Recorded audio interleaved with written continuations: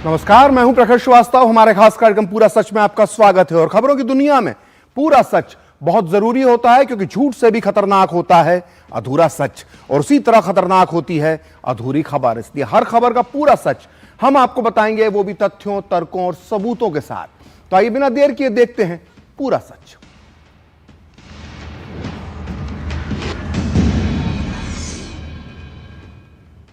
तो गांधी परिवार की मुश्किलें एक बार फिर बढ़ गई। सोनिया गांधी और राहुल गांधी पर एक नई एफआईआर दर्ज हुई है, और यह केस दर्ज हुआ है नेशनल हेराल्ड मामले में। यह वही केस है जिसमें पहले से ही गांधी परिवार बुरी तरह से घिरा हुआ है। इस एफआईआर में सोनिया और राहुल पर एक से बढ़कर एक गंभीर आरोप लगाए गए हैं, लेकिन यह देखना दिलचस्प होगा कि यह आरोप कोर्ट में कितना ठहर पाएंगे। इसलिए आज पूरा सच में हम इन आरोपों की पड़ताल करेंगे और साथ ही नेशनल हेराल्ड घोटाले का पूरा सच A to Z आपको बताएंगे। साथ ही आपको बताएंगे कि क्या था सिर्फ 50 लाख रुपए देकर 2000 करोड़ रुपए की संपत्ति पर कब्जे का प्लान। साथ ही आपको बताएंगे नेशनल हेराल्ड का वो इतिहास जो आज से पहले आपने कभी नहीं सुना होगा। आज हम आपको बताएंगे कि आजादी के ठीक बाद नेहरू के जमाने में, जी हां, नेहरू के जमाने में कैसे नेशनल हेराल्ड के नाम पर एक महाराजा से मांगी गई थी रिश्वत। साथ ही आपको बताएंगे कि जो राहुल गांधी बात बात पर अडानी और अंबानी का नाम लेते हैं, उन्हें यह पता ही नहीं है कि कैसे टाटा और बिरला के पैसों पर पलता था नेशनल हेराल्ड। तो ऐसे कई राज आज खुलेंगे। तो देखते हैं पूरा सच पूरे विस्तार के साथ। तो बहुचर्चित नेशनल हेराल्ड केस में कांग्रेस नेता सोनिया गांधी और राहुल गांधी के खिलाफ नया मामला दर्ज किया गया है। नेशनल हेराल्ड केस में पहले से ही मनी लॉन्ड्रिंग को लेकर छानबीन चल रही है, और अब इस मामले में दिल्ली पुलिस की इकोनॉमिक ऑफेंस विंग यानी EOW ने नए सिरे से एक नई एफआईआर दर्ज की है। ऐसे में नेशनल हेराल्ड केस मामले में आने वाले दिनों में गांधी परिवार की मुश्किलें काफी बढ़ सकती हैं, और EOW ने सोनिया गांधी और राहुल गांधी के अलावा उनके 6 अन्य सहयोगियों के खिलाफ भी मामला दर्ज किया है। इन सहयोगियों में इंडियन ओवरसीज कांग्रेस के प्रमुख सैम पित्रोदा का भी नाम शामिल है, और एफआईआर में 3 कंपनियां AJL, यंग इंडियन और डॉटेक्स मर्चेंटाइज प्राइवेट लिमिटेड के नाम भी शामिल हैं। आरोप है कि कोलकाता की यह शेल कंपनी यंग इंडियन को 1 करोड़ रुपए देती है, जिसके जरिए गांधी परिवार ने कांग्रेस को 50 लाख रुपए देकर AJL को हासिल किया। आरोप है कि AJL को धोखे से एक्वायर करने के लिए आपराधिक साजिश रची गई थी, जिनमें ये सभी लोग शामिल थे। यह अधिग्रहण यंग इंडियन के जरिए किया गया था, जिसमें गांधी परिवार की 76% हिस्सेदारी है। जानकारी के अनुसार दिल्ली पुलिस की आर्थिक अपराध शाखा ने यह मामला, जिसकी आप एफआईआर की कॉपी टीवी पर देख रहे हैं, यह मामला प्रवर्तन निदेशालय यानी ED की शिकायत के आधार पर दर्ज किया है, और शिकायत में 2008 से 2024 तक national Herald money laundering case की जांच से जुड़े सारे ब्यौरे शामिल हैं। कहा जाता है कि दिल्ली पुलिस जल्दी ही AJL के शेयर धारकों को पूछताछ के लिए बुला सकती है, ऐसी खबरें हैं, ताकि ये पता लगाया जा सके कि कांग्रेस ने कंपनी को यंग इंडियन को सौंपने से पहले उनकी मंजूरी ली या नहीं। Young Indian company Sonia Gandhi और राहुल गांधी के स्वामित्व वाली है, और कहा जा रहा है कि यंग इंडियन को साल 2017-18 में करीब 18 करोड़ रुपए डोनेशन के रूप में मिले थे, जो 2019 के लोकसभा चुनाव से ठीक पहले का समय था। और इसी दौरान AJL को 38 करोड़ रुपए अग्रिम किराए के रूप में मिले, और 2017 से 2021 के बीच उसके अखबारों में प्रकाशित विज्ञापनों से करीब 30 करोड़ रुपए की कमाई हुई। और एफआईआर में आरोप है कि ये सभी लेन देन फर्जी थे, और दोनों संस्थाओं द्वारा अन्य जगहों पर दिए गए बयानों से ये मेल नहीं खाते। और एफआईआर में कहा गया है कि इस कथित आर्थिक अपराध से कुल 988 करोड़ रुपए की कमाई हुई है। तो अब इस नेशनल हेराल्ड केस में नई एफआईआर को लेकर घमासान तेज हो गया है। कांग्रेस नेता अभिषेक मनु सिंघवी का कहना है कि असल मुद्दों से ध्यान भटकाने के लिए नेशनल हेराल्ड मामले को फिर से उछाला गया है, लेकिन बीजेपी कह रही है कि नेशनल हेराल्ड का मामला मोदी सरकार के आने से पहले ही चल रहा है। आप भी सुनिए कांग्रेस और बीजेपी नेताओं का इस मामले पर क्या कहना है। ये एक अजूबा है, वन ट्रिक वंडर है। ये एक ही उदाहरण है जहां बिना एक पैसे के स्थानांतरण हुए, बिना एक मूवेबल या मूल संपत्ति इमूवेबल के स्थानांतरण हुए, जहां 1 मिलीमीटर तक किसी ने कोई फायदा नहीं उठाया, वहां एक मनी लॉन्ड्रिंग का ऑफेंस बनाया जा रहा है नेशनल हेरल्ड के विषय में। कोई प्रेडिकेट ऑफेंस नहीं, कोई एफआईआर नहीं। इसलिए एक और मूर्खता का प्रयत्न किया जा रहा है ये अभी वाली एफआईआर फाइल करके। This is not the National Herald case, this is the national harassment case. पूरे अकाउंट की फर्जीवाड़ा करके इस कंपनी को ओन कर लेंगे, उसके माध्यम से हजारों करोड़ की संपत्ति पूरे भारतवर्ष में ले लेंगे और आप कहेंगे हमें फंसाया जा रहा है। तो बिल्कुल सीधा सीधा लूट का मामला है।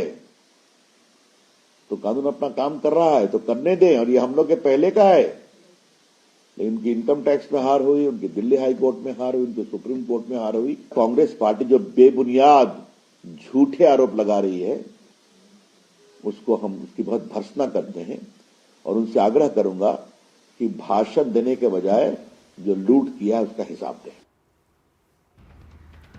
तो आइए अब आपको पूरे विस्तार के साथ बताते हैं कि आखिर ये नेशनल हेराल्ड केस आखिर है क्या। तो सबसे पहले तो ये जान लीजिए कि जवाहरलाल नेहरू ने साल 1938 में 5000 स्वतंत्रता सेनानियों के साथ मिलकर नेशनल हेराल्ड अखबार शुरू किया था। लखनऊ से नेशनल हेराल्ड का संचालन एसोसिएट जनरल यानी एजेएल करता था।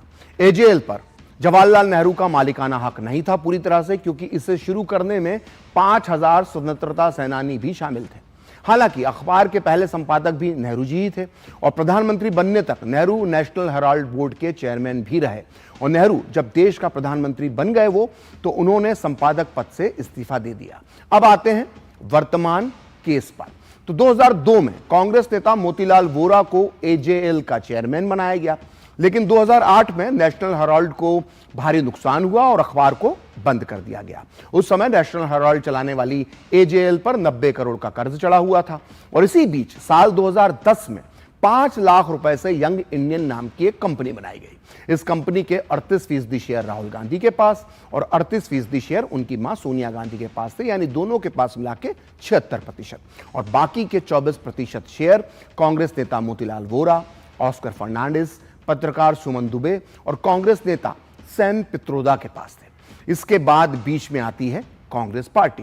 कांग्रेस ने 26 फरवरी 2011 को एजेएल की 90 करोड़ रुपए की देनदारियों को अपने जिम्मे ले लिया, जिसका मतलब यह हुआ कि पार्टी ने एक तरह से एजेएल को 90 करोड़ रुपए का लोन दे दिया। अब मामले ने घोटाले का रूप तब लिया जब एजेएल ने 90 करोड़ के शेयर राहुल गांधी और सोनिया गांधी की कंपनी यंग इंडियन को दे दिए।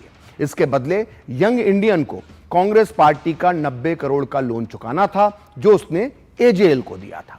लेकिन आपको यह जानकर आश्चर्य होगा कि अब कांग्रेस पार्टी ने 90 करोड़ का वो लोन माफ कर दिया जिसे यंग इंडियन को चुकाना था, यानी कि गांधी परिवार की 76% की हिस्सेदारी वाली कंपनी पर जो 90 करोड़ का लोन था वो गांधी परिवार के नेतृत्व में चल रही कांग्रेस ने माफ कर दिया। और यह सब मात्र 50 लाख रुपए के लेन देन पर हुआ। तो कहां तो 50 लाख रुपए और कहां 90 करोड़ रुपए। अब समझिए आगे का खेल। इस पूरे खेल में राहुल और सोनिया गांधी की यंग इंडियन को नेशनल हेराल्ड की सारी संपत्तियों पर कंट्रोल प्राप्त हो गया, नियंत्रण प्राप्त हो गया। और जानते हैं नेशनल हेराल्ड की देश भर में जो संपत्तियां हैं उसका कितना मूल्य है? टोटल 2000 करोड़ रुपए।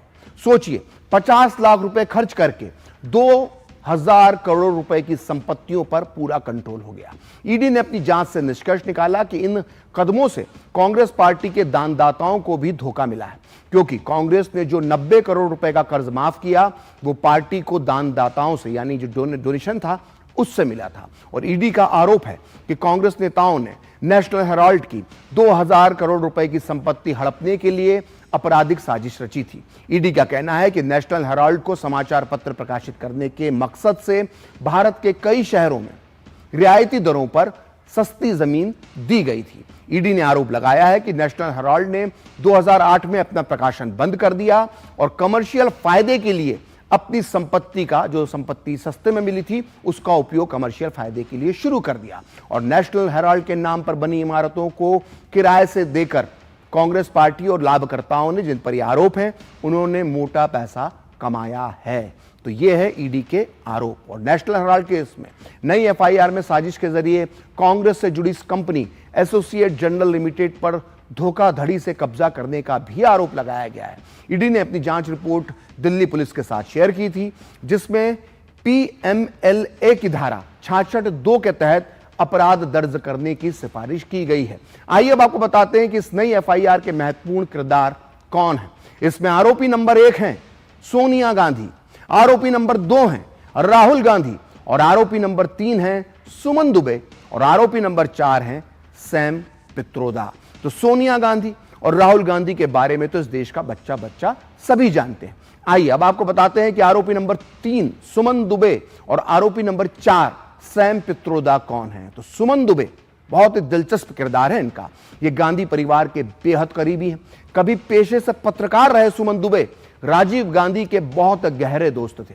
ये राजीव गांधी को राजीव कहकर पुकारते थे, फर्स्ट नेम से पुकारते थे। और राजीव गांधी जब प्रधानमंत्री बने तो सुमन दुबे को पीएमओ में मीडिया एडवाइजर बनाया गया। 21 मई 1991 को जब राजीव गांधी की हत्या हुई तब भी सुमन दुबे उनके साथ थे।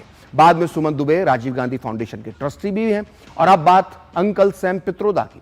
तो सैम पित्रोदा भी गांधी परिवार के करीबी हैं, सबको मालूम है। राजीव गांधी के दोस्त थे और फिलहाल वो ओवरसीज कांग्रेस के अध्यक्ष हैं। लेकिन उनकी सबसे बड़ी पहचान यह है कि वो आए दिन अपने विवादित बयानों के लिए हमेशा मीडिया में और जनता में चर्चा का विषय रहते हैं। तो कांग्रेस नेता उदित राज का कहना है कि नेशनल हेराल्ड अखबार जब चल नहीं पा रहा था तो कांग्रेस पार्टी ने लोन दिया था और इसके बदले में कोई जमीन सोनिया गांधी, राहुल गांधी और सैम पित्रोदा को नहीं दी गई। वो कह रहे हैं कि अगर पार्टी का अखबार चलाने के लिए ऐसा किया गया तो यहां पर कौन सा अपराध हुआ। जबकि बीजेपी का कहना है कि स्वतंत्रता सेनानियों के पैसे लूटकर अब कांग्रेस नाटक कर रही है और कांग्रेस को भाषण देने के बजाय नेशनल हेराल्ड की लूट का जवाब देना चाहिए।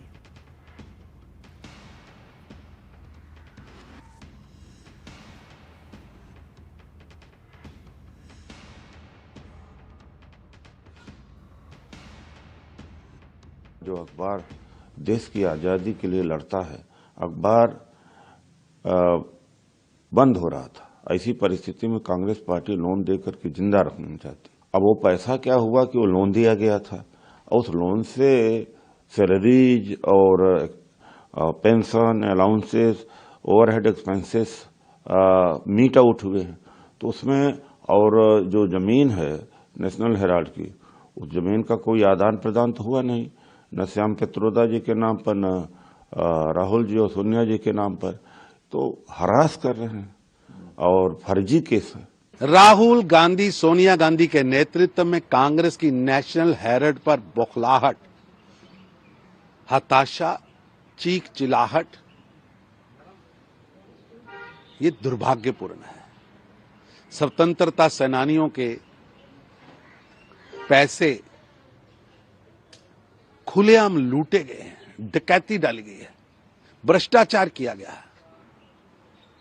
सिर्फ 50 लाख में 90 करोड़ का कर्जा माफ कर संपत्तियां हथियाना कांग्रेस ने एक बड़ी साजिश के तहत किया है और कांग्रेस राजनीतिक नाटक कर रही है।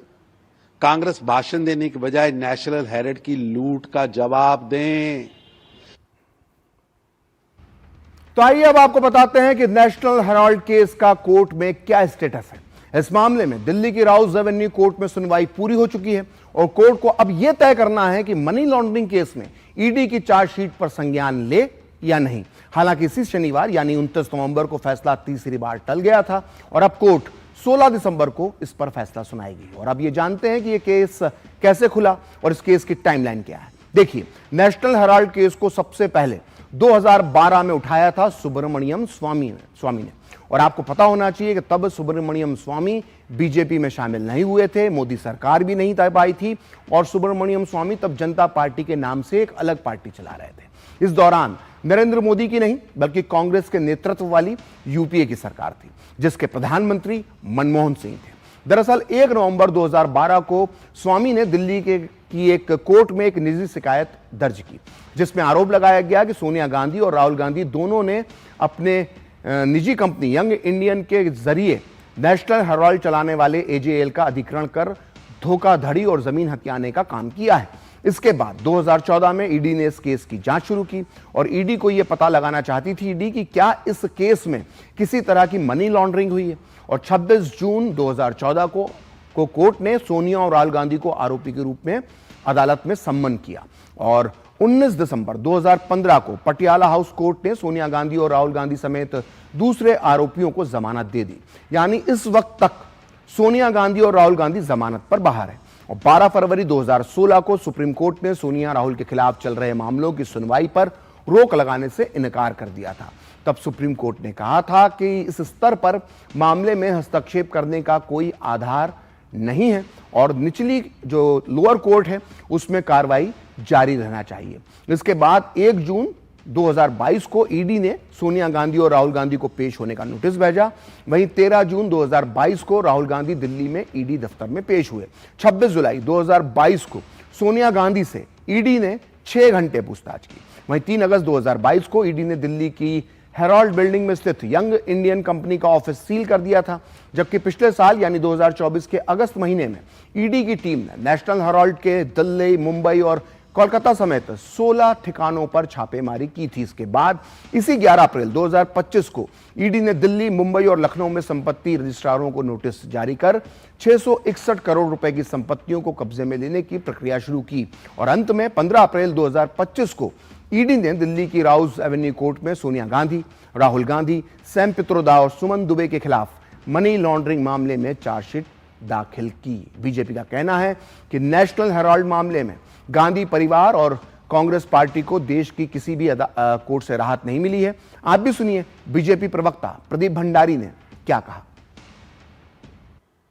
जो कांग्रेस पार्टी कहती है कि ये वेंडेटा है, उस कांग्रेस पार्टी को मैं कहना चाहता हूं, हर कोर्ट ऑफ लॉ पे कांग्रेस पार्टी के वकील इस पूरी प्रोसीडिंग्स को स्टे करने के लिए गए थे, but till date not a single court of the country has stayed any of the proceedings in National Herald and AJL, which points that significantly prima facie, even the courts believe that these are cases of corruption where the charges are serious. आज गांधी वाड्रा परिवार को जवाब देना चाहिए कि freedom fighters की भूमि को लूटकर, उनके एसेट्स को लूटकर उन्होंने अपनी निजी संपत्ति आगे क्यों बढ़ाई। देश की जनता के सामने राहुल गांधी और सोनिया गांधी प्राइमा फेसी भ्रष्ट साबित हो चुके हैं। तो पंडित जवाहरलाल नेहरू ने एक बार लखनऊ में नेशनल हेराल्ड के कर्मचारियों के सामने स्वीकार भी किया था कि हमें बनियागिरी नहीं आई। लेकिन आज नेहरू के इस दावे के उलट नेशनल हेराल्ड का नाम शातिराना लेन देन से जुड़ चुका है। इतना ही नहीं, नेहरू को इस अखबार से इतना ज्यादा प्यार था कि उन्होंने ऐलान कर दिया था कि मैं नेशनल हेराल्ड को बंद नहीं होने दूंगा, चाहे मुझे अपना खुद का घर आनंद भवन ही क्यों ना बेचना पड़े। और देखिए, आज नेहरू के इस दावे से उलट नेशनल हेराल्ड को बंद करके उसकी संपत्तियां अपने लाभ के लिए कब्जाई जा रही हैं, ऐसा आरोप है। और ऐसे में जरूरी हो जाता है कि हम नेहरू से लेकर राहुल गांधी तक नेशनल हेराल्ड का पूरा सफर जाने। तो वो तारीख थी 9 सितंबर 1938, जब जवाहरलाल नेहरू ने 5000 स्वतंत्रता सेनानियों के साथ मिलकर नेशनल हेराल्ड अखबार शुरू किया था।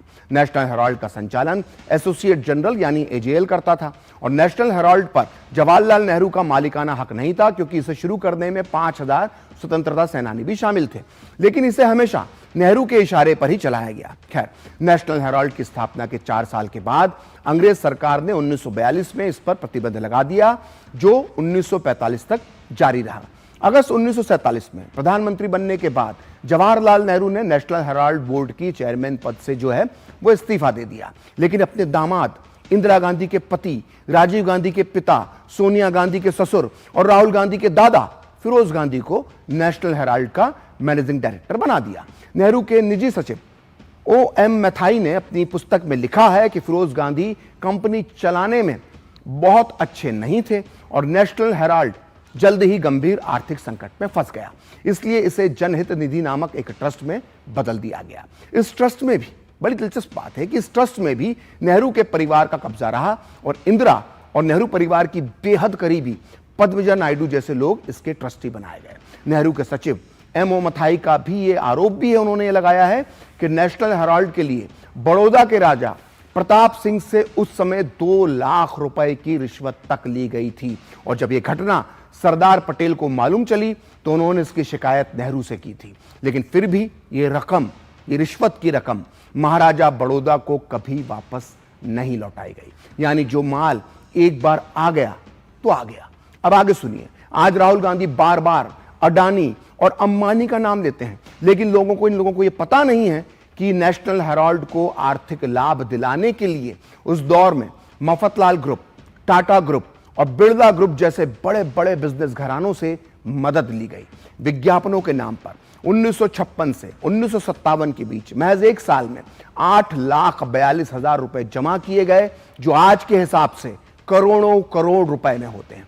अब और सुनिए। 1962 में नेहरू के प्रधानमंत्री रहते हुए दिल्ली के बेहद पौश बहादुर शाह जफर मार्ग पर नेशनल हेराल्ड को करीब 15,000 स्क्वायर फीट का प्लॉट दिया गया। ये जमीन अखबार और प्रिंटिंग प्रेस चलाने के लिए दी गई थी, लेकिन बाद में इसका कमर्शियल इस्तेमाल किया गया। इसकी जांच अब ईडी कर रही है। और नेहरू को नेशनल हेराल्ड से बेइंतहा मोहब्बत थी, ठीक उसी तरह से जिस तरह से उन्हें अपनी आर्थिक नीतियों से थी।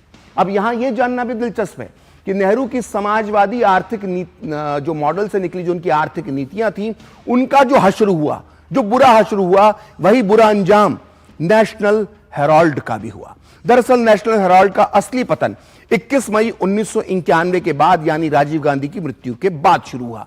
कभी नेशनल हेराल्ड अखबार जो था वो लखनऊ की नेहरू मंजिल से प्रकाशित होता था, और 1998 में नेहरू मंजिल से सरकारी अधिकारियों ने नेशनल हेराल्ड की संपत्तियों को नीलाम कर दिया, जबकि वहां लगा नेहरू का एक बड़ा सा सुंदर पोर्ट्रेट बड़ी उदासी से उस घटना को देख रहा था।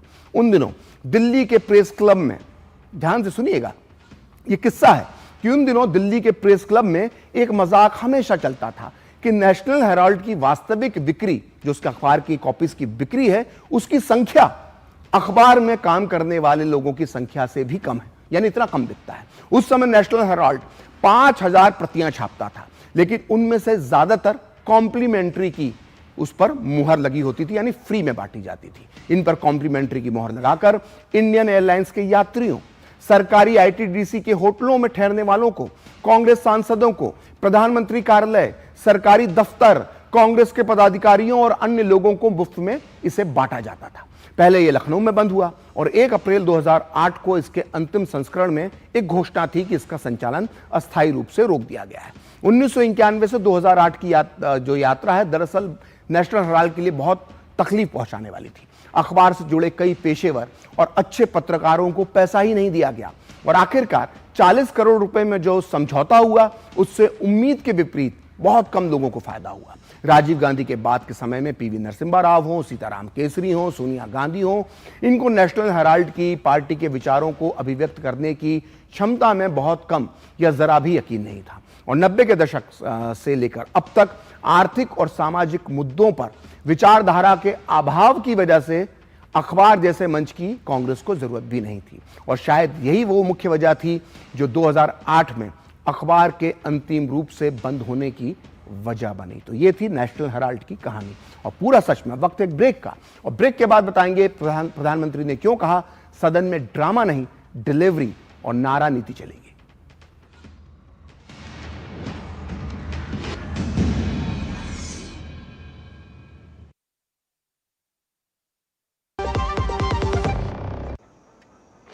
पापा, फीस ज्यादा है। बेटा, याद है बोनस के कुछ पैसे हमने दूसरे खाते में रखे थे? 2 साल से खाते में कोई लेन देन नहीं हुआ है, शायद इनऑपरेटिव हो गया होगा। तो अब बैंक जाके या वीडियो केवाईसी से केवाईसी अपडेट कराओ, खाता होगा एक्टिव, एकदम फ्री। चलो। कहाँ? एडमिशन कराने। खाता हुआ एक्टिव। आरबीआई कहता है जानकार बनिए, सतर्क रहिए। 2047 में कैसा होगा विकसित भारत का विकसित उत्तर प्रदेश?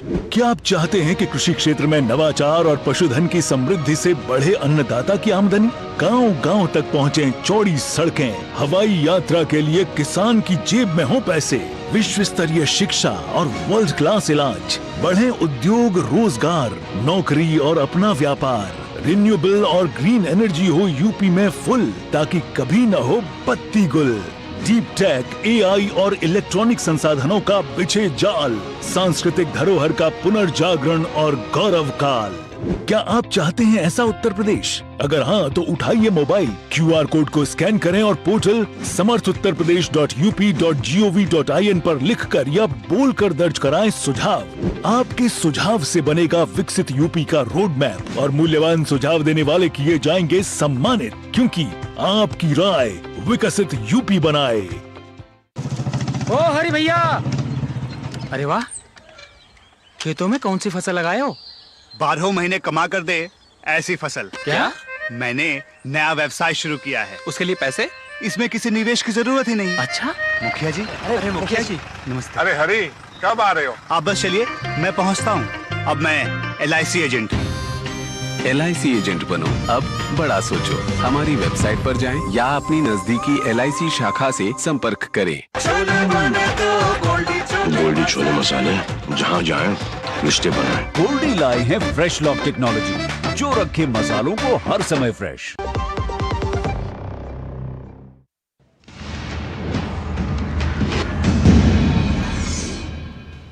तो ब्रेक के बाद पूरा सच में आपका फिर से स्वागत है। और संसद के शीतकालीन सत्र की आज से शुरुआत हो गई और शीतकालीन सत्र से पहले संसद पहुंचे प्रधानमंत्री नरेंद्र मोदी ने विपक्ष से न सिर्फ खास अपील की बल्कि उन्हें इशारों ही इशारों में नसीहत भी की। कोई भी दल हो,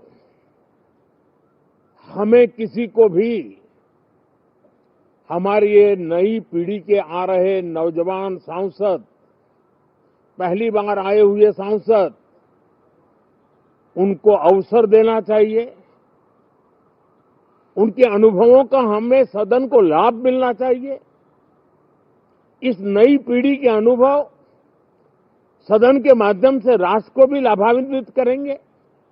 और इसलिए मेरा आग्रह रहेगा कि हम इन चीजों को गंभीरता से लें। ड्रामा करने के लिए जगह बहुत होती है, जिसको करना है करते रहें। यहां ड्रामा नहीं, डिलीवरी होनी चाहिए। नारे के लिए भी जितने नारे बुलवाने हैं, वो पूरा देश खाली पड़ा है। जहां पराजित होकर के आए वहां बोल चुके हो, जहां अभी पराजय के लिए जाने वाले हो वहां भी बोल दीजिए। लेकिन यहां तो नारे नहीं, नीति पर बल देना चाहिए। तो आज पूरे सच में इतना ही। मुझे और मेरी पूरी टीम को दीजिए अनुमति। नमस्कार।